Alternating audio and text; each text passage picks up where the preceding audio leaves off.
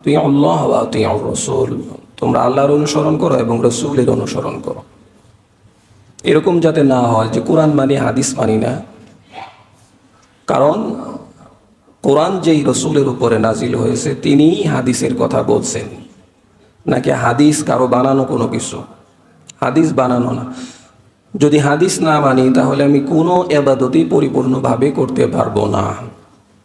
কোরআনের মধ্যে নামাজের কথা আসছে 82 বার, কিন্তু কোন ওয়াক্তে কত রাকাত কিভাবে পড়তে হবে এটা কোরআনের মধ্যে ডিটেলস নাই।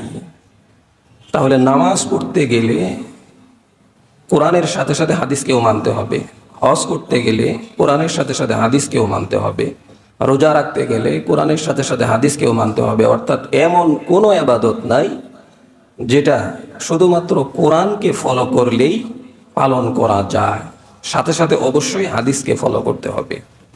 এজন্য অনেকে আছে, অনেক নাস্তিকরাও আছে যে কোরআনে নামাজের কথা আসছে, কিন্তু মুসলমানরা এখন যেভাবে নামাজ পড়ে আমরা সেভাবে নামাজ পড়ি না। তো তারা কেমনে নামাজ পড়ে আল্লাহই জানে, মনে মনে নামাজ পড়ে আর কি। তো এই জন্য তারা হাদিস অস্বীকারী। কোরআন অস্বীকার করলে যেরকম কাফের হয়ে যাবে, এমনিভাবে রাসূলের হাদিসকে অনুসরণ অস্বীকার করলে সেও কাফের হয়ে যাবে। কারণ রসুল কোনো কিছু নিজের থেকে বানিয়ে বলেন নাই, সব কিছুই আল্লাহ তাআলার পক্ষ থেকে যেটা আসছে সেটাই বলছেন। ওয়ান নাজমি ইযা হাওয়া মা দাল্লা সাহিবুকুম ওয়া মা গাওয়া ওয়া মা ইয়ানতিকু আনিল হাওয়া। আমি কোনো কিছুই আমার নিজের থেকে বলি নাই, সব কিছুই আল্লাহ তাআলার পক্ষ থেকে যা আসছে সেটাই বলছি। আমার হাসি সেটাও আল্লাহর পক্ষ থেকে, আমার কান্না সেটাও আল্লাহর পক্ষ থেকে, আমার রাগ হওয়া সেটাও আল্লাহর পক্ষ থেকে, আমার সন্তুষ্টি হওয়া সেটাও আল্লাহর পক্ষ থেকে, আমার সব কিছুই আল্লাহ তাআলার পক্ষ থেকে, কোনো কিছুই আমার নিজের থেকে না। ওয়ামা ইয়ানতিকু আনিল হাওয়া ইন হুয়া ইল্লা ওয়াহয়ু ইউহা। অর্থাৎ যেটা আমার কাছে নাজিল হয় সেইটাই আমি তোমাদের কাছে বলি, বাড়িয়ে কমিয়ে আমি কোনো কিছুই তোমাদের কাছে বলি না। এই জন্য এক সাহাবী রসুলের হাসি কান্না লিখতেন না। তো রসুল সাল্লাল্লাহু আলাইহি ওয়াসাল্লাম বলছেন যে এটা লেখানো কেন, যে এটাও লিখবো, আপনি হাসছেন এটাও লিখবো, কেন হাসছেন এটাও লিখবো, কেন কান্না করছেন সেটাও লিখবো, কেন রাগ করছেন সেটাও লিখবো। যে রসুল বলছেন সব কিছুই লিখবে, তার কারণ হচ্ছে আমার হাসি কান্না যা কিছু আছে সবই আল্লাহর তরফ থেকে। যেহেতু আল্লাহর তরফ থেকে তাহলে অবশ্যই সেটাকে মানতে হবে। মান আহাব্বা সুন্নতি ফাকাদ আহাব্বানি। যে ব্যক্তি আমার সুন্নতকে অনুসরণ করলো, মহব্বত করলো, সে আমি রসুলকেই অনুসরণ করলো, রসুলকেই মহব্বত করলো। ওমান আহাব্বানি কানা মাই ফিল জান্নাহ। আর যে ব্যক্তি আমার সুন্নতকে, আমি রসুলকে মহব্বত করলো, সে আমার সাথে জান্নাতে থাকবে। এই জন্য সুন্নত দরকার আছে না নাই?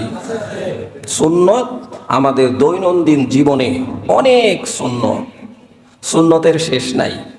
আমার যত কাজ আছে সব কাজের মধ্যেই সুন্নত আছে। এই জন্যই তো আল্লাহ তাআলা বলছেন ওয়া খালাকতুল জিন্না ওয়াল ইনসা ইল্লা লিয়াবুদুন। আমি মানুষ এবং জিনকে সৃষ্টি করছি আমার ইবাদত করার জন্য। তো মানুষ এবং জিন এত ইবাদত কেমনে করবে? তার চাকরির দরকার আছে, বিবির সাথে থাকার দরকার আছে, বাজারে যাওয়ার দরকার আছে, অফিসে যাওয়ার দরকার আছে, সব কিছু করার দরকার আছে। তো এত কিছু বাদ দিয়ে কিভাবে উম্মত, কিভাবে বান্দা আল্লাহর ইবাদত করবে? এটা তো সম্ভব না। কিন্তু অবশ্যই সম্ভব, সেটা হচ্ছে রসুলের সুন্নাহ অনুযায়ী যদি সব কিছু করে তাহলেই এটা ইবাদত হয়ে যাবে। চাকরি যদি আমার রসুলের সুন্নাহ অনুযায়ী হয় তাহলে ইবাদত, ব্যবসা যদি আমার রসুলের সুন্নাহ অনুযায়ী হয় তাহলেই সেটা ইবাদত, আমার হাঁটা চলা, উঠা বসা, ঘুমানো, খাওয়া, এই সব কিছুই যদি রসুলের সুন্নাহ অনুযায়ী হয় তাহলে সেটাই ইবাদত। এই জন্যই আল্লাহ বলছেন আমি মানুষ এবং জিনকে সৃষ্টি করছি একমাত্র আমার ইবাদতের জন্য। সবই ইবাদত। হাসি দিলেও ইবাদত, কান্না করলেও ইবাদত, মানুষের সাথে কথা বললেও সওয়াব। যে মানুষের সাথে হাসি মুখে কথা বলা উত্তম সাদাকা। দান করলে 100 টাকা দান করলে যেরকম সওয়াব হয়, মানুষের সাথে হাসি মুখে চেহারার দিকে তাকিয়ে আই কন্টাক্ট করে কথা বললে সেটাও সাদাকার সওয়াব হয়।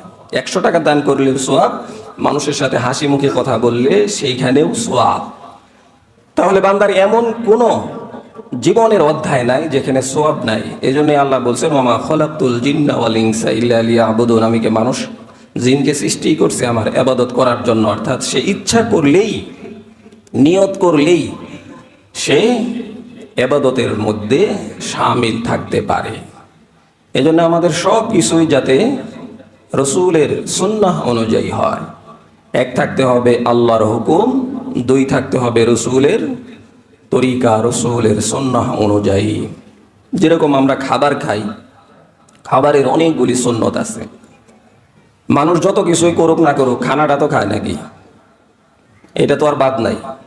তার মধ্যে বাঙালি হলো 5 বেলা খাবার, অন্য অন্য দেশে হয়তো বা কম থাকতে পারে। 3 বেলা তো মাস্ট, এটা হইতেই হবে। সকালে খাইতে হবে, দুপুরেও খাইতে হবে, রাত্রেও খাইতে হবে। এই 3 বেলা বাঙালির খাইতে হবে। মাঝখানে সকালে ফজরের পরেই 4টা, আবার আসরের পরে 4টা, এই মিলে 5 বার। এরপরে যারা ওজন কমানোর চেষ্টা করে, ডাক্তাররা জিজ্ঞেস করে যে ডাক্তার সাহেব কি খাইলে ওজন কমে? তো কি খাইলে ওজন কমে এটা কোনো সিস্টেম হইলো? বলতে হবে কি না খাইলে ওজন কমে, কি না খাইলে সুস্থ থাকা যায়। তো বলে যে কি খাইয়া ওজন কমানো যায়, তাহলে কেমনে ওজন কমবে? এমন কোনো খাবার নাই যেটা খাইলে ওজন কমবে, বরং কম খাইতে হবে। রসুলের যেই তরিকা ছিল যে তোমরা পেটকে 3 ভাগ করবে, 1 ভাগ খাবার, আরেক ভাগ খালি, আরেক ভাগ পানি, তাহলে তুমি সুস্থ থাকবে। আর জন্মের খাওয়ান খাইলে তো পাইছি তাহলে হবে না। কমিউনিটি সেন্টারে গেলে বিয়ের খাবারের আগে আলাদা একটা স্যুপ বা খাবার জাতীয় দেয়, যেটা খাইলে ক্ষুধা লাগে, বেশি খাওয়া যায়। তো ঠিকই আছে, 2-3 হাজার টাকা দিয়ে খাবার খাবো, 5 হাজার টাকা দিয়ে খাবার খাবো। যদি সেরকমই খাইতে না পারি, তাহলে আর কেন এত দূর রিক্সা ভাড়া দিয়ে গাড়ির তেল ফোরায় এখানে আসলাম? তো জন্মের খাওয়ান খাবো, আজকে জন্মের খাওয়ান খাবো, জন্মের অসুবিধাও শুরু হয়ে যায়। তো এই জন্য আমরা যদি রসুলের সুন্নাহকে ফলো করতাম, তাহলে আমরা অবশ্যই সুস্থ থাকতাম। রসুল বলছেন যে দুর্বল মুমিন থেকে শক্তিশালী মুমিন আল্লাহর কাছে উত্তম। ওয়া'আইদ্দু লাহুম মাসতাতা'তুম মিন কুওয়া, তোমরা শারীরিকভাবে শক্তিশালী হও।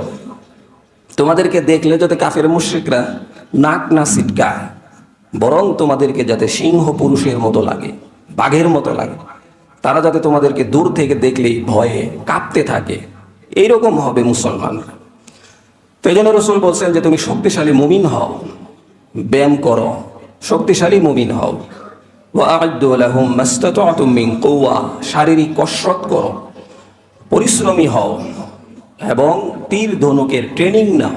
কুমফু, কেরাত যেগুলি আছে এগুলি ফাইটিং শিখো, এগুলির ট্রেনিং শিক্ষা গ্রহণ করো। তো রাসূল সাল্লাল্লাহু আলাইহি ওয়াসাল্লাম সবসময় শারীরিকভাবে তিনি নিজে সুস্থ থাকার চেষ্টা করছেন। সুস্থ কিভাবে মানুষ থাকবে, উম্মত কিভাবে থাকবে, তার অন্যতম বিষয় হচ্ছে খাবার। খাবারের মধ্যেই হচ্ছে সুস্থ থাকা না থাকার বিষয়। তো এই জন্যে খাবার আমরা তো খাবই, আমরা 3 বেলা অন্য কিছু না করলে এই কাজটা করতেই হবে আমাদেরকে। এই জন্য এই জায়গাতে কি কি সুন্নাহ আছে এটা আমাকে ফলো করতে হবে।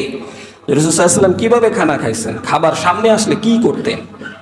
খাবার সামনে আসলেই বলতেন আল্লাহুম্মা বারিক লানা ফিমা রাযাকতানা ওয়া কিনা আযাবান নার। খাবার আসলে এই দোয়া, আল্লাহুম্মা বারিক লানা, হে আল্লাহ এই খাবারের মধ্যে কি দেন? বরকত দেন, বরকত দেন। ফিমা বারিক লা ফিমা রাযাকতানা, এই আমার যেই রিজিকটা দিছেন এর মধ্যে যাতে বরকত থাকে। খাইলাম কিন্তু বরকত নাই, তাহলে হবে না।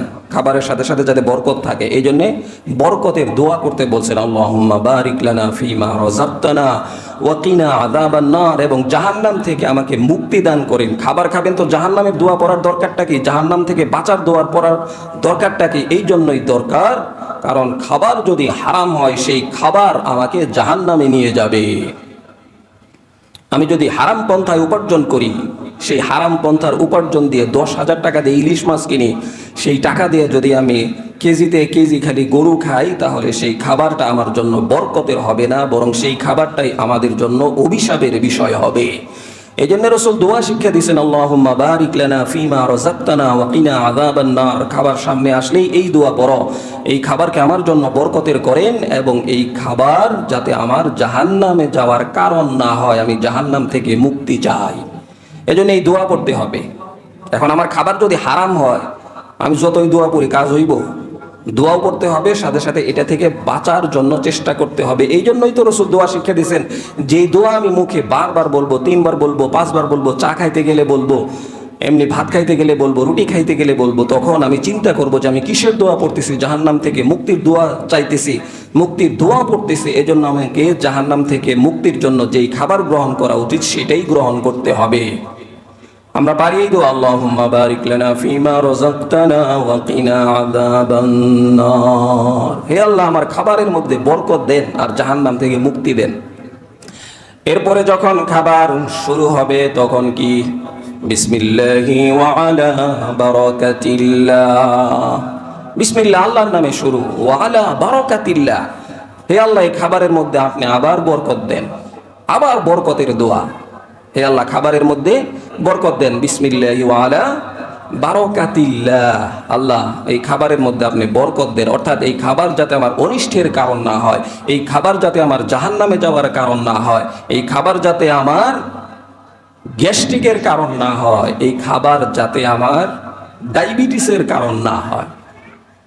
বিসমিল্লাহিল্লাযী লা ইয়াদুররু মা ইসমিহি শাইউন ফিল আরদি ওয়ালা ফিস সামা ওয়া হুয়াস সামিউল আলীম। একজনে ধুমসে চিনি খাইতেন আর দোয়া পড়তেন, কারণ এর মধ্যে আছে আমি আল্লাহর নামে শুরু করতেছি, আল্লাহ খাবারের সকল অনিষ্ট থেকে আমাকে আপনি হেফাজত করেন। তো এই জন্য এই দোয়া পড়ে সে এইটাও খাইতেছে। তো এই খাবারগুলি তখনই আমার অনিষ্টের কারণ হবে না যখন আমি খাবারের আগে দোয়া পড়ব। এই জন্য খাবারের আগে দোয়া পড়তে হবে। আমরা কয়জনে দোয়া পড়ি? দোয়া তো পড়ি না। এবং খাবারের শুরুতেই কি করতে হবে? বিসমিল্লাহি ওয়া আলা বারাকাতিল্লাহ। যে ব্যক্তি এই দোয়া পড়ে খাবার শুরু করে দিল, সেই খাবারের মধ্যে শয়তান শরীক হইতে পারে না। শয়তান খাবারের মধ্যে শরীক হইতে পারে না, অন্যথায় শয়তানও সেই খাবারের মধ্যে শরীক হয়ে যায়। এই জন্য সকল খাবারের শুরুতেই বিসমিল্লাহি ওয়া আলা বারাকাতিল্লাহ বলতে হবে। 2 নাম্বার হচ্ছে যে খাবারের দোষ না ধরা। খাবার শুরু করলাম তো লবণ কম হয়েছে, লবণ বেশি হয়েছে, ঝাল কম হয়েছে, ঝাল বেশি হয়েছে, এরকম করা যাবে না। রাসূল সাল্লাল্লাহু আলাইহি ওয়াসাল্লাম কখনোই খাবারের দোষ ধরতেন না। খাবার ভালো হইলে খাইতেন, খাবার খারাপ হইলে খাইতেন না, কিন্তু দোষ ধরতেন না। দোষ ধরতেন না, জীবনেও কোনো খাবারে তিনি দোষ ধরেন নাই। ভাল লাগতেছে না খাবেন না, কিন্তু দোষ ধরতেন না। আচ্ছা ভালো হয় নাই, খাবো না, আমি দোষ ধরবো না। কিন্তু আমাদের স্ত্রীরা, বোনেরা, মায়েরা এত কষ্ট করে খাবার রান্না করে, আর খাবার একটু মুখে দিয়েই কি রান্না করছিস, তোর বাপ মাই কিছুই শিখায় নাই। এত কষ্ট করে রান্না করার পরে যদি এই ধরনের ঝাড়ি শোনে, তখন কি রান্না করতে মন চাবে না ভালো ব্যবহার করতে মন চাবে? তো এই জন্য এই ধরনের কথা বলা যাবে না। খাবারটা যদি হালাল হয়, খাবারের দোষ ধরা যাবে না, কিন্তু খাবার আবার হালাল হইতে হবে। হারাম খাবারের দোষ ধরবেন না তার মানে এটা না। হারাম খাবার তো খাওয়াই যাবে না, কাছেই যাওয়া যাবে না, কিন্তু খাবার যদি হালাল হয় সেই খাবারে অবশ্যই দোষ ধরা যাবে না। খাবারে দোষ ধরা যাবে না, এরকম হয়েছে সেরকম হয়েছে, বরং লাকাল হামদু ওয়া লাকাশ শুকুর, লাকাল হামদু ওয়া লাকাশ শুকুর, খাবারের মাঝখানে এগুলি বলতে হবে। লাকাল হামদ, হে আল্লাহ তোমার প্রশংসা, ওয়া লাকাশ শুকুর, এবং আল্লাহ তাআলার কৃতজ্ঞতা স্বীকার করতে হবে। কারণ খাবার যে খাওয়ার সুযোগ করে দিয়েছেন আল্লাহ তাআলা, এটা কি কম কথা? এরকম অনেক মানুষ আছে, 1 চামচ পানি খাইতে গেলে সে বমি করে দেয়, আর খাইতে পারে না।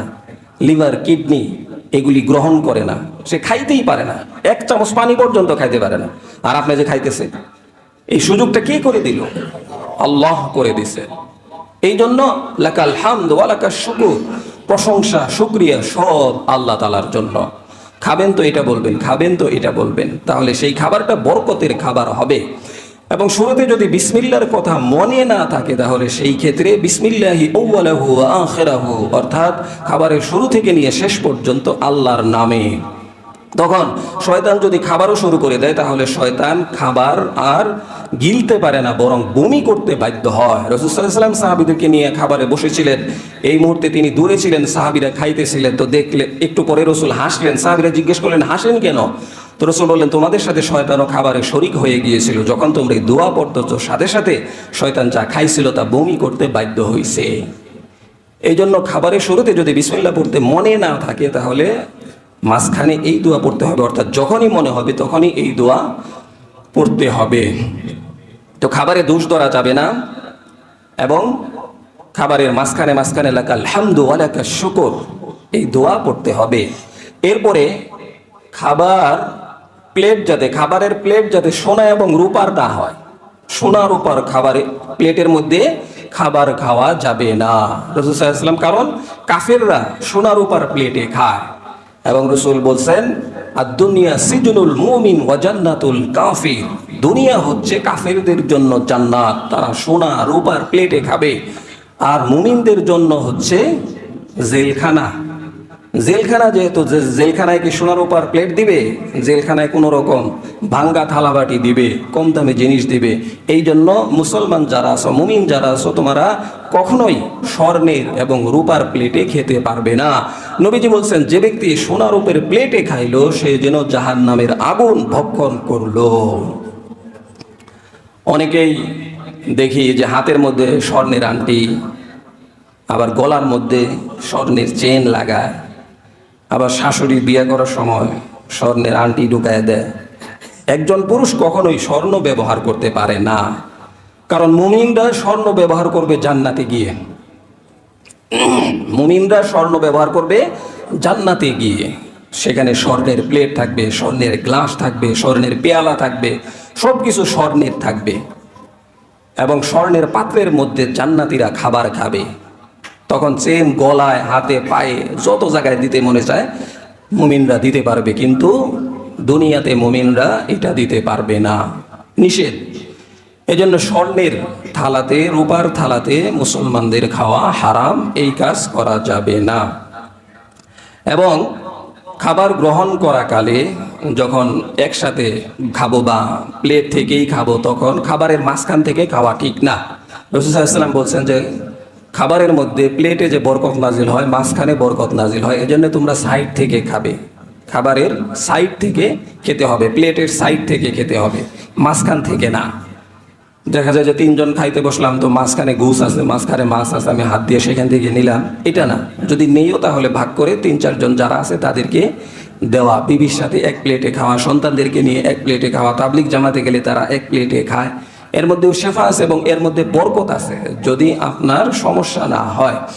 তো সেই ক্ষেত্রে একসাথে খাইতে গেলে সাইড থেকে খাওয়া, এবং একা খাইতে গেলেও প্লেটের সাইড থেকে খাওয়া, কারণ খাবারে বরকত নাজিল হয় মাঝখান থেকে।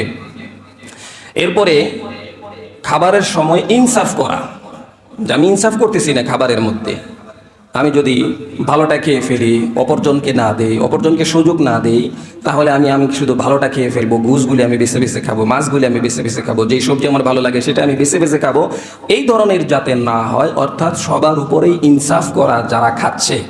শুধুমাত্র তাই না, আমি যখন একা খাবো তখন আমার খোঁজ খবর নিতে হবে, আমার সন্তানও পাচ্ছে কিনা, আমার বিবি সেও পাচ্ছে কিনা। আগে তো এরকম একটা সময় ছিল যে মেয়েরা তো পরে খাবে, বিবিরা তো পরে খাবে, বাড়ির স্ত্রী লোকরা তো পরে খাবে, থাকলে খাবে, না থাকলে না খাবে না, এরকম না। তাদের উপর ইনসাফ করতে হবে, সে আমার জন্য রান্না করছে, আমিও খাবো, সেও যাতে অনুরূপ খেতে পারে, এই চিন্তা, এই নিয়ত আমার থাকতে হবে যে সেও পাচ্ছে কিনা, এই খোঁজখবরও নিতে হবে। আমি শুধু অন্যায়কারীদের মতো বেইনসাফি হিসেবে আমি খেয়ে উঠে গেলাম আর কারো খোঁজখবর নিলাম না, তারা পাচ্ছে কিনা, তারা পাবে কিনা, এই খোঁজখবর আমি নিলাম না, তাহলে হবে না। ইনসাফপূর্ণ খাবার খেতে হবে। এরপরে রাসূল সাল্লাল্লাহু আলাইহি ওয়াসাল্লাম বলছেন যে তোমরা খাবারের সময় হেলান দিয়ে খাবে না। হেলান দিয়ে খাবার খাওয়া, পিছনে কোনো কিছুর সাথে টেক লাগাইয়া খাওয়া, এবং যেহেতু ওই যে চেয়ার টেবিল, যদিও এটাকে অনেক কেউ বলছেন যে এখন যেহেতু এটা প্রচলন বা এটা খাচ্ছে সবাই, কিন্তু এটা সুন্নাহ তরিকা না। কারণ ব্যাপকভাবে কাফের মুশরিকদের সিস্টেম হচ্ছে চেয়ার টেবিলে খাওয়া। রসুলের সুন্নাহ হচ্ছে প্লেট যেখানে থাকবে, বসাও বৈঠকও সেখানে থাকবে, অর্থাৎ পেটে যাতে চাপ লাগে, তাহলে কম খাওয়া হবে। এই জন্যে রসুল খাবারে এই সিস্টেম বলে দিয়েছেন। আর যদি পেট আমার ফ্রি থাকে, পিছনে হেলান থাকে, তাহলে খাবার গ্রহণ করতেই মনে যাবে। এবং রসুল বলছেন কাফেররা শেষ নিঃশ্বাস থাকা পর্যন্ত খায়, অর্থাৎ আর নিঃশ্বাস নেওয়ার উপায় নাই, আবার যে নিঃশ্বাস নেবে এই সুযোগ আর নাই, একদম শেষ, মানে খাদক কাকে বলে, এইভাবে মুসলমানদেরকে খেতে নিষেধ করা হয়েছে। অর্থাৎ হেলান দিয়ে খাওয়া যাবে না, খাবার সোজা হয়ে বসে সুন্নাহ তরিকা অনুযায়ী খেতে হবে, হেলান দিয়ে বসে খাওয়া যাবে না। এরপরে হচ্ছে যে খাবার সামনে আসছে, নামাজেরও সময় হয়ে গেছে, তখন কি করবে? যে যদি খাবার রেডি হয়ে গেছে, নামাজেরও সময় হয়ে গেছে, যদি ক্ষুধা লাগে আর নামাজ পড়তে গিয়ে যদি মনে হয় যে আমার তো ক্ষুধা লাগছে, তাড়াতাড়ি কখন গিয়ে খাবো, তো রসুল বলছেন যে তাহলে নামাজ পড়ে খাবারটা আগে খেয়ে নাও। অথবা নামাজের মধ্যে দাঁড়িয়ে মানে খাবার শুরু করছেন, তো এই মুহূর্তেই আজান দিয়ে দিছে বা একামত শুরু হয়ে গেছে, তো সেই ক্ষেত্রে তাড়াহুড়া না করা, না একদম রিল্যাক্স ভাবে খানা খেয়ে তারপরে নামাজে শরিক হতে বলা হয়েছে। তো এরকম না যে আবার ওয়াক্ত চলে যায়, এরকম না। আবার যদি এরকম হয় যে না আমার কোনো সমস্যা নাই, আমি দুর্বল হয়ে পড়বো না, নামাজ সঠিকভাবে পড়তে পারবো, তাহলে সেই ক্ষেত্রে আপনি নামাজ পড়তে পারেন। কিন্তু যদি এরকম হয় যে নামাজের মধ্যে দাঁড়ালেই আমার সেই রান্নার কথা মনে পড়বে, খাবারের কথা মনে পড়বে, নামাজে মনোযোগ ঠিক থাকবে না, তাহলে সেই ক্ষেত্রে আপনি আগে খাবার খেয়ে নেন, তারপরে নামাজের মধ্যে আসেন, ধীরস্থিরভাবে আগে ইফতার করেন, এরপরে মাগরিবের নামাজ পড়ে। খুব তাড়াহুড়া করে ইফতার করলাম, আবার বুট পেঁয়াজু এগুলি দাঁতের ফাঁকে রয়ে গেল, নামাজে দাঁড়িয়ে আমি এগুলি সিপাইতে থাকলাম আর নামাজ পড়লাম, যেন এত তাড়াহুড়া করে নামাজের দরকার নাই। মাগরিবের নামাজেরও টাইম কম পক্ষে 45 মিনিট থাকে, 50 মিনিট থেকে 45 মিনিট থাকে। এই জন্য ধীরস্থিরভাবে খানা খেয়ে তারপরে নামাজে দাঁড়ানো। আর যারা পাক্কা নামাজি তারা বলবো যে খাবার পরে আগে নামাজই পড়ে নেই। তো এই সুযোগটা আছে, রাসূল সাল্লাল্লাহু আলাইহি ওয়াসাল্লাম এই সুযোগ দিয়েছেন। এরপরে খাবারের পরে হাত ধোয়া, হাত না ধুয়ে উঠে পড়া বা শুধুমাত্র তোয়ালে দিয়ে মোছা, এটা ঠিক না। খাবারের পরে ভালোভাবে হাত ধোয়া এবং খাবারের শুরুতেও হাত ধুইতে হবে, হাত ধুয়ে খাবার শুরু করা এবং খাবারের শেষে আবার হাত ধোয়া। অন্যথায় রাসূল সাল্লাল্লাহু আলাইহি ওয়াসাল্লাম বলছেন যে যদি তোমার হাতের মধ্যে তেল লেগে থাকে তাহলে এটা কষ্টের কারণ হতে পারে। সেই ক্ষেত্রে ঘুমিয়ে গেলে তেলাপোকা, ইঁদুর তোমার হাত চাটতে পারে, কোনো ধরনের রোগ জীবাণু আসতে পারে বা কোনো ক্ষতি হতে পারে। এই জন্য তুমি হাতকে ধুয়ে নেবে, এই জন্য রাসূল সাল্লাল্লাহু আলাইহি ওয়াসাল্লাম হাত ধুয়ে নিতে বলেছেন। এরপরে খাবারের শেষে দোয়া পড়া। এর আগে তো খাবারের শুরুতে আমরা দোয়া পড়ছি এবং খাবারের শেষেও দোয়া পড়া। আলহামদুলিল্লাহিল্লাযী আত'আমানা ওয়া সাকানা ওয়া জাআলানা মিনাল মুসলিমিন। আলহামদুলিল্লাহিল্লাযী, সমস্ত প্রশংসা আল্লাহর, যিনি আমাকে খাওয়াইছেন আবার পান করাইছেন, ওয়া জাআলানা মিনাল মুসলিমিন, এবং আল্লাহর শুকর যে আল্লাহ তাআলা আমাকে মুসলমানদের ঘরে জন্ম দিয়েছেন, মুসলমান হিসেবে কবুল করছেন। এর থেকে নিয়ামত আর কি হইতে পারে? এজন্য খাবারের পরে এই দোয়া পড়া। এই দোয়া পড়া এই জন্য যে আমি খাবার খাইতে গিয়ে, পানি খাইতে গিয়েও আমার মরণ হইতে পারতো। অনেকের আছে না, অনেক বাচ্চারও দেখা যায় যে চকলেট খাইতে গেছে, গলার মধ্যে আটকে গেছে, সাথে সাথেই শেষ। এক টুকরো ভাত খাইতে গেছে, একটু মাছ খাইতে গেছে, এক টুকরো গোশত খাইতে গেছে, তো গলার মধ্যে শ্বাস না দিতে এটা চাপ দিয়ে ধরে সাথে সাথেই শেষ। এবং আমাদেরও অনেক সময় হয় যে পানি খাইতে গেছে, তো গলার মধ্যে থেকে আর যায় না। এটা আল্লাহ পারেন কি পারেন না, একদম সিপ দিয়ে ধরে শেষ। ফেরেশতারা একটু বললেই হয় যে শেষ। এই ভাত, এই গোশত, এই খাবারের লুকমা আর যাতে ভিতরে না যায়, এটাই তার শেষ, এইটাও হইতে পারে। এই জন্য আল্লাহ তাআলা রাসূল সাল্লাল্লাহু আলাইহি ওয়াসাল্লাম দোয়া শিক্ষা দিয়েছেন, আলহামদুলিল্লাহিল্লাযী আত'আমানা ওয়া সাকানা ওয়া জাআলানা মিনাল মুসলিমিন। হে আল্লাহ, আপনার প্রশংসা, আপনি যে আমাদের খাবার খাওয়াইছেন, যদি না খাওয়াইতেন তাহলে কি হতো? আমি তো খাইতে পারতাম না। এই জন্য খাবারের দোয়া পড়া এবং খাবারটা ডান হাতে খাওয়া নাকি বাম হাতে? অনেকেই বাম হাতে খায়, ওই ছোটো থেকে অভ্যাস আছে তো বাম হাতেই খায়। এটার অভ্যাস করানো না করানো সম্পূর্ণই গার্ডিয়ান যারা আছে, অভিভাবক যারা আছে তাদের খেয়াল রাখতে হবে। দেখা যায় যে বাচ্চারা যখন খাবার শুরু করে 6 মাসের পর থেকে, তখন বাম হাত আগে দেয়। তো ওইটা যাতে আমি না বলি যে না বাবা বাম হাত দিয়ে নিও না, ডান হাত দিয়ে নাও, এই শিক্ষা কে দিবে? পারিবারিক শিক্ষা তো আগে, বাবার শিক্ষা আগে, মায়ের শিক্ষা আগে, এরপরে না সে শিখবে। যদি ছোটোর থেকে এগুলি না শিখে তাহলে বুড়া হওয়া পর্যন্ত এইগুলি শিখে না, বুড়া হওয়ার পরেও এরকমই অভ্যাস থেকে যায়। এই জন্য দাঁড়িয়ে পেশাব না করা, ডান হাতে খাবার খাওয়া, এই সমস্ত বিষয়, এগুলি তো পারিবারিক শিক্ষা, এগুলি তো বাবা মায়ের শিক্ষা। বাবা মা ভালো হলে, বাবা মা যদি পারিবারিক শিক্ষায় শিক্ষিত হয়, তাহলে সন্তানদেরকেও সেভাবেই গড়ে তুলবে। সন্তান কেন বাম হাতে খাবে? সন্তান ডান হাতে খাবে, বসে খাবে। এগুলি হচ্ছে পারিবারিক শিক্ষা, এগুলি সন্তানদেরকে আগে থেকেই শিখাতে হবে। এবং খাবারের শেষে প্লেট এবং আঙ্গুল চেটে খাইতে হবে, আঙ্গুল চেটে খাইতে হবে। এবং প্লেট যাতে পরিপূর্ণভাবে চেটে খায়, অর্ধেক খাইলাম না, এই ধরনের খাবার কে খায়? এই ধরনের খাবার কে খায়? এই ধরনের খাবার খায় জানোয়ার। এই ধরনের খাবার খায় গরু, একটু খায় আর একটু মুখে দিয়ে ফালায় দেয়। ছাগল খায়, কুকুর খায়, জানোয়ার যারা হাঁস মুরগি এক ঠুকর দিবে আরেক ঠুকর বাইরে দিবে, এক ঠুকর দিবে আরেকটুকু বাইরে ফেলবে। এটা তো করে হচ্ছে জানোয়ার, পশু পাখি যারা, এরা এগুলি করে। তো মানুষ তো এটা করবে না। মানুষ অর্ধেক খাবে অর্ধেক ফালাবে, এরকম হইতে পারে না। বিভিন্ন অনুষ্ঠানে গেলে দেখা যায় যে খাবার অর্ধেক অর্ধেক অর্ধেক, অথবা বাচ্চা ছেলে নিয়ে গেছে, তাকে কম দেন, আগে থেকেই বলেন যে সে কম খায় কম দেন। আরেকজন তো খেতে পারলো, আমি কতটুকু খেতে পারবো আমার তো একটা আন্দাজ আছে, তো আমি নিলাম একেবারে। চোখ, আমার পেট ভরছে কিন্তু চোখ ভরে না, এরকম কেন হবে? আমি তো মানুষ, সব জায়গাতে আমাকে ইনসাফ করতে হবে। আপনি এরকম খাইলেন, আরেকজন এরকম খাইলো, দেখা গেল যে 5 জনের খাবার নষ্ট হইল, অথচ 10 জন মেহমান বা 5 জন মেহমান বা 2 জন মেহমান বাকি আছে, সে 200 মানুষের সামনে লজ্জিত হয়ে গেল, অপর দাওয়াতি মেহমানদের সামনে লজ্জিত হয়ে গেল আপনার এই চোখ না ভরার কারণে। তাহলে এখানে আমি দায়ী। আবার দেখা যায় যে দাওয়াত দিছে 3 জন, যায় 5 জন। যদিও আজকের সাবজেক্ট এটা না, যেহেতু কথা আসছে এই জন্য বলতেছি। তো মোল্লা নাসিরউদ্দিন সে কি করছে, এক দাওয়াতে গেছে, বিয়ের অনুষ্ঠানে গেছে, তো বাছুর নিয়ে গেছে, গরুর একটা বাছুর ছিল, সেটাকে নিয়ে গেছে। তো এখন সবাই বললো যে কি ব্যাপার, এখানে তো মানুষের দাওয়াতের সামনে গরু লয়েছেন কি লেই? তখন সে বলতেছে যে আমার তো আর বাচ্চা টাচ্চা নাই, ছেলে মেয়ে নাই, এই জন্য আমার বাছুর আছে, আমি বাছুরই নিয়ে এসেছি। অন্যরা যেহেতু নিজেদের বাচ্চা নিয়ে আসছে, এই জন্য আমি এটারই নিয়ে আসছি। তো দেখা যায় যে অনেক এরকম আছে গার্ডিয়ান, আমি এরকম শুনছি যে আমাকে দাওয়াত দিল, আমার ছেলেকে দাওয়াত দিল না, আমি সেই দাওয়াতে যাবই না।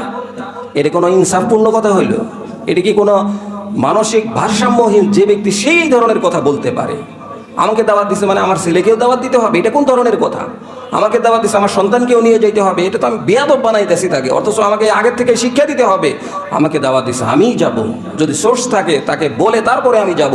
কিন্তু দাওয়াত দিছে একজনকে, যাব আমি 3 জন, দাওয়াত দিছে 2 জনকে, যাব আমি 5 জন, এটা কখনোই ইনসাফপূর্ণ বিষয় হইতে পারে না। এটা খেয়াল রাখতে হবে আমাদেরকে।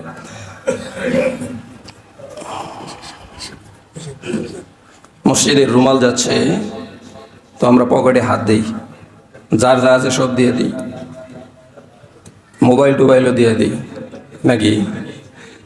এই জন্য বেশি বেশি দেই মসজিদে, বেশি বেশি আল্লাহর রাস্তায় দান করি, আল্লাহ তাআলা কবুল করুন। তো এই জন্যে প্লেট চেটে খাইতে হবে, এবং এটা বাচ্চাদেরকে আগে থেকেই শিখাইতে হবে যে প্লেট চেটে খাবে। এবং কেন চেটে খাইতে হবে? যে রাসূল সাল্লাল্লাহু আলাইহি ওয়াসাল্লাম বলছেন যে খাবারের কোন অংশে বরকত আছে এটা কেউ জানে না। হয়তোবা খাবারের শেষ অংশেই বরকত, অথবা খাবারের শেষে যে জিনিসগুলি প্লেটে লেগে আছে, আঙ্গুলের চিপায় চাপায় লেগে আছে, এইটার মধ্যেই বরকত। এই জন্য প্লেটও চেটে খাইতে হবে, আঙ্গুলও চেটে খাইতে হবে। এরকম দেখা যায় যে এরকমভাবে খাবার খেয়ে গেছে, মানে ওইদিকে তাকাইতেই ঘৃণা লাগে। এরকম লাগবে কেন? একদম প্লেন প্লেট থাকবে, পরিষ্কার পরিচ্ছন্ন, মনে হবে যেন এটা ধৌত করা হয়েছে, এরকম থাকবে প্লেট। এইভাবে খানা শেষ করতে হবে, এইভাবে খানা খাইতে হবে। এবং রাসূল সাল্লাল্লাহু আলাইহি ওয়াসাল্লাম বলছেন যে খাবার দস্তরখানে খাইতে হবে। আমরা কয়জনে দস্তরখানায় খাবার খাই? যদি বলি যে হাত ওঠান, আল্লাহ যে মানে কয়জন যে হাত তুলতে পারবেন আল্লাহই জানেন। এটা বিশেষ গুরুত্বপূর্ণ একটা সুন্নত। আরবরা কখনোই এই সুন্নত ছাড়েন না, দস্তরখানা বিছাবে নি। ওয়ান টাইম দস্তরখানা বিছানার যেটাই করেন। অনেক জায়গায় দেখা যায় যে দস্তরখানা নাই, তো হুজুর গেছে, এখন কি করা যায়, দস্তরখানা তো একটা ব্যবহার করতে হবে, এই জন্য পত্রিকা এনে দেয়। তো পত্রিকা এনে দেয় আবার বিচিত্র পৃষ্ঠা, অমুক নায়িকা অমুক গায়িকা তার ছবি, এখন এগুলি দিয়ে খাওয়ার খাও, তাহলে গুনাহ হইল কি হইল না? তো খাবারের সুন্নত পালন করতে যায় আবার গুনাহ হয়ে গেল। তো এই জন্য এগুলি আমাদের মাথায় রাখতে হবে। আগে দেখছি যে বিভিন্ন জায়গায় খাইতে গেলে আগের যারা আসলে ব্যক্তিত্ব সম্পন্ন মানুষ, তারা দেখা যেত যে কাপড় দিয়ে, কয়েকটা কাপড় মানে সিলাই দিয়ে এরকম দস্তরখানা বানাইতো। কিন্তু এখন এইগুলি দেখা যায় না। এখন তো প্লাস্টিক আছে, তারপরে আপনার বিভিন্ন কাপড় আছে, পাতলা কাপড় আছে, আমরা সবাই দস্তরখানা ব্যবহার করতে পারি। তো এই জন্য দস্তরখানায় বিছিয়ে খাবার খাওয়া রাসূলের অন্যতম একটা সুন্নত। এই সমস্ত সুন্নত আমরা সহজে পালন করতে পারি। এই সমস্ত সুন্নত কিন্তু পালন করা কঠিন না, সহজে করতে পারি এই সুন্নতগুলা। এই জন্য এই সুন্নতগুলো আমরা পালন করার চেষ্টা করব। আর যদি দস্তরখানায় খাবার খাই, আরেকটা সুবিধা হচ্ছে যে খাবার যদি পড়ে যায়, সেই ক্ষেত্রে খাবার উঠিয়ে খাওয়া যায়। আর যদি দস্তরখানা না থাকে, ময়লা জায়গায় খাবার পড়লো, সেটা তো উঠিয়ে খাওয়া সমস্যা। এই জন্য দস্তরখানা বিছিয়ে খাবার খাবো। কোনো মাদ্রাসা এরকম না যে দস্তরখানা সারা খাবার খায়। তো আমরা কেন এটা করব? আমরা সবাই যেহেতু সহজলভ্য একটা সুন্নত, এই জন্য দস্তরখানা বিছিয়ে খাবার খাবো। আল্লাহ তাআলা তৌফিক দান করুন। এবং দেখা যায় যে পানি জাতীয় খাবার হইলে সেই জায়গায় যদি মাছি পড়ে, তাহলে মাছিকে চুবিয়ে তারপরে ওটা উঠিয়ে ফেলে দিয়ে খাবার খাওয়া। কারণ রাসূল সাল্লাল্লাহু আলাইহি ওয়াসাল্লাম বলছেন যে মাছির 2 ডানার মধ্যে এক ডানায় বিষ থাকে, আরেক ডানায় ওইটার প্রতিষেধক থাকে। ওই বিষের ঔষধ তার ডানাতেই আছে। তো মাছি সবসময় বিষের যেই ডানা সেটা ঢুকিয়ে দেয়, ভিজিয়ে দেয়। এই জন্য মাছি টাছি পড়ে গেলে এটাকে আগে চুপিয়ে দিয়ে তারপরে সেটা ফেলে দিয়ে তারপরে পানি বা দুধ বা শরবত যেটাই হোক সেটা খাবার খাও। তাহলে যেই বিষ দুধের মধ্যে পানির মধ্যে লেগে গিয়েছিল, তার আরেক ডানা ডুবানোর কারণে সেই বিষের প্রতিক্রিয়া শেষ হয়ে যাবে। এটা বিজ্ঞানও প্রমাণ করছে। তো রাসূল সাল্লাল্লাহু আলাইহি ওয়াসাল্লাম কত সুন্দর সিস্টেম শিখিয়ে দিয়েছেন। এবং খাবার যদি বেশি গরম হয় সেই ক্ষেত্রে ফু দিয়ে না খাওয়া, একটু ধৈর্য ধারণ করা, এরকম যাতে তালুতে না লাগে, জিহ্বা পড়ে না যায়, এ ধরনের কষ্ট যাতে না হয়, এই জন্য রাসূল সাল্লাল্লাহু আলাইহি ওয়াসাল্লাম একটু ধীরস্থিরভাবে খেতে বলছেন, ফু দিয়ে খেতে নিষেধ করেছেন। তো এই জন্য আমরা এই খাবারের এই সুন্নাহগুলি মেনে চলার চেষ্টা করব। আল্লাহ তাআলা তৌফিক দান করুন।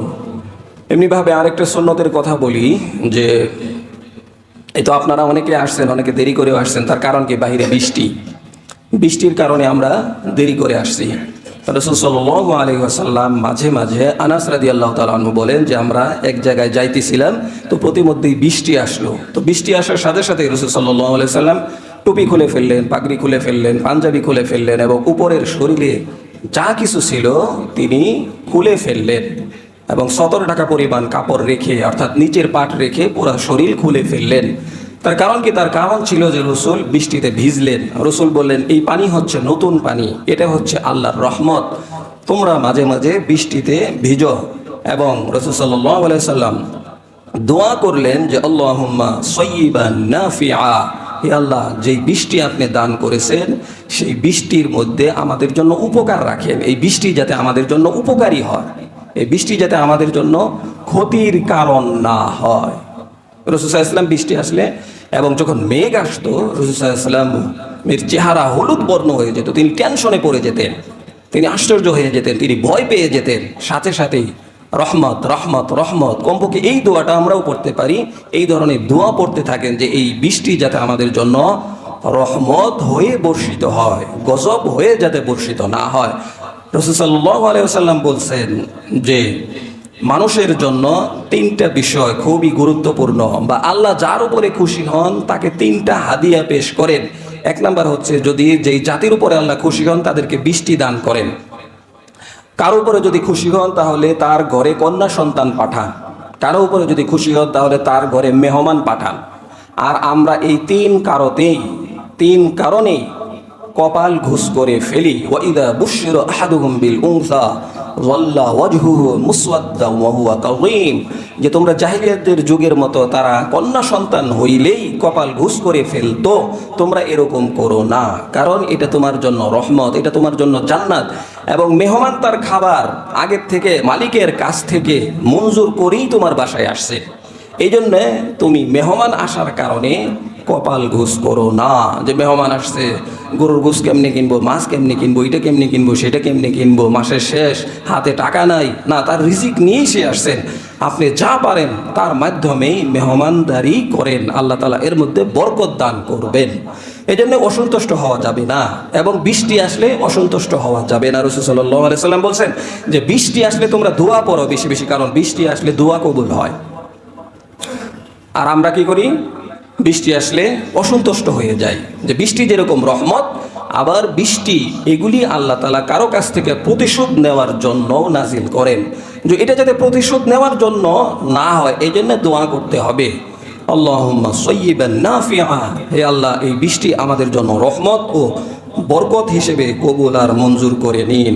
এবং রাসূল সাল্লাল্লাহু আলাইহি ওয়াসাল্লাম দোয়া করছেন, আল্লাহুম্মা আসকিনা আল্লাহুম্মা আসকিনা আল্লাহুম্মা আসকিনা। রাসূল সাল্লাল্লাহু আলাইহি ওয়াসাল্লাম জুমার খুতবা দিতেছিলেন। এক লোক আসছেন, এসে গেটে দাঁড়িয়ে বললেন যে ইয়া রাসূলুল্লাহ, গাছপালা এগুলি মরে যাচ্ছে, রাস্তাঘাট শুকিয়ে গেছে, খাবার নষ্ট হচ্ছে, আপনি বৃষ্টির জন্য দোয়া করেন। তো রাসূল সাল্লাল্লাহু আলাইহি ওয়াসাল্লাম আল্লাহুম্মা আসকিনা আল্লাহুম্মা আসকিনা আল্লাহুম্মা আসকিনা এই দোয়া 3 বার পড়লেন। 3 বার পড়ার পরে সাহাবী বলেন যে সালআর এরকম একটা পর্বত ছিল, সেখান থেকে নিয়ে আমাদের বাড়ি পর্যন্ত কোনো গাছপালা ছিল না, কিন্তু দেখলাম ওই থেকে একটা মেঘ আসলো এবং এমন বাড়ি ধারায় বৃষ্টিপাত হতে থাকলো যে 6 দিন পর্যন্ত আমরা আর মেঘ ছাড়া কিছু দেখি নাই। অনবরত বৃষ্টি 6 দিন। এর পরের জুমায় রাসূল সাল্লাল্লাহু আলাইহি সাল্লাম বৃষ্টি থামানোর জন্য দোয়া করছেন বাধ্য হয়ে। এরপর আরেকজন বলছেন, ইয়া রাসূলুল্লাহ, আমাদের সব কিছু তো ধ্বংস হয়ে গেল, ফসল ধ্বংস হয়ে যাচ্ছে, সব কিছু ধ্বংস হয়ে যাচ্ছে, আপনি বৃষ্টি থামানোর জন্য দোয়া করেন। এরপরে রাসূল সাল্লাল্লাহু আলাইহি সাল্লাম পরের জুমাতে আল্লাহুম্মা হাওয়া লাইনা ওয়ালা আলাইনা আল্লাহুম্মা আলাল আকামি ওয়াল জিবালি ওয়াল আজামি ওয়াল জরাবি ওয়াল ওয়াদিয়াতি ওয়া মানাবিতিশ শাজার, এই দোয়া করলেন, হে আল্লাহ, এই বৃষ্টিকে আমাদের উপর না ফেলে সাইড সুইডে ফেলায় দেন, অর্থাৎ আমাদের উপরে ফেলেন না, বৃষ্টির বর্ষণ আমাদের উপরে না হোক, সাইড সুইডে হোক, ডানে বামে হয়ে যাক, গাছপালার উপরে হয়ে যাক, বনভূমিতে হয়ে যাক এবং পাহাড়ের উপরে হয়ে যাক, উপত্যকায় হয়ে যাক। এই দোয়া করার পরে সাহাবায়ে কেরাম বলেন যে 6 দিন পরে আমরা রৌদ্র অনুভব করলাম, রোদ দেখলাম, এর মধ্যে আর রোদ দেখি নেই। তো এই জন্য বৃষ্টি হওয়ার সময় দোয়া করলে দোয়া কবুল। রাসূল সাল্লাল্লাহু আলাইহি ওয়াসাল্লাম বলছেন 2 সময়ে দোয়া কবুল, এক হচ্ছে আজানের পরে দোয়া কবুল, 2 নাম্বার হচ্ছে বৃষ্টির সময় দোয়া করলে সেই দোয়াও কবুল। তো বৃষ্টির সময় আমরা কি করি? কবিতা লিখি, এই করি সেই করি। বৃষ্টি নিয়ে এই পর্যন্ত যা কিছু হয়েছে, কি হয়েছে? বৃষ্টি নিয়ে তো কবিতাই হয়েছে, বৃষ্টি নিয়ে নাটকই হয়েছে, বৃষ্টি নিয়ে অমুক তমুকই হয়েছে, কিন্তু বৃষ্টি নিয়ে দোয়া কবুল হয়, এই ধরনের রহমত, এই ধরনের বরকত নাজিল হয়, সেটা আমরা জানি না। এবং রাসূল সাল্লাল্লাহু আলাইহি ওয়াসাল্লাম বলছেন যে বৃষ্টি শেষ হওয়ার পরে তোমরা দোয়া পড়বে, মুতিরনা বিফাদলিকা ওয়া বিরহমাতিক, মুতিরনা বিফাদলিকা ওয়া বিরহমাতিক, হে আল্লাহ, এই বাড়িধারা, এই বৃষ্টি আমাদের জন্য রহমত এবং বরকত হিসেবে নাজিল করুন, এটা আমরা চাই। তো এই জন্য যখন বৃষ্টি নাজিল হয় তখন আমরা আল্লাহর কাছে দোয়া করব, ঘাবড়িয়ে যাব না। এবং আল্লাহর কাছে এর মধ্যে যদি কোনো কারো ব্যাপারে, কোনো গোত্রের ব্যাপারে, কোনো জাতির জন্য প্রতিশোধের বিষয় থাকে, তাহলে সেই ক্ষেত্রে আল্লাহর কাছে পানাহ চাবো। আল্লাহু আনজালা মিনাস সামাই মাআন ফাআহইয়া বিহিল আরদা বা'দা মাউতিহা। আল্লাহ তাআলা বলছেন যে বৃষ্টির মাধ্যমে আমি কি করি?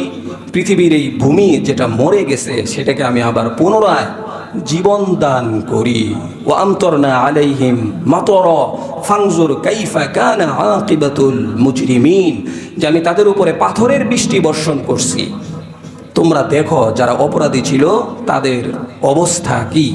এই জন্য বৃষ্টি আসলে আমরা আল্লাহর কাছে বেশি বেশি দোয়া করব এবং বেশি বেশি আল্লাহর কাছে দোয়া করব। সাথে সাথে আযাব গজব থেকে মুক্তি পাওয়ার জন্য আল্লাহর রাস্তায় সাদাকা করতে হবে, দান করতে হবে।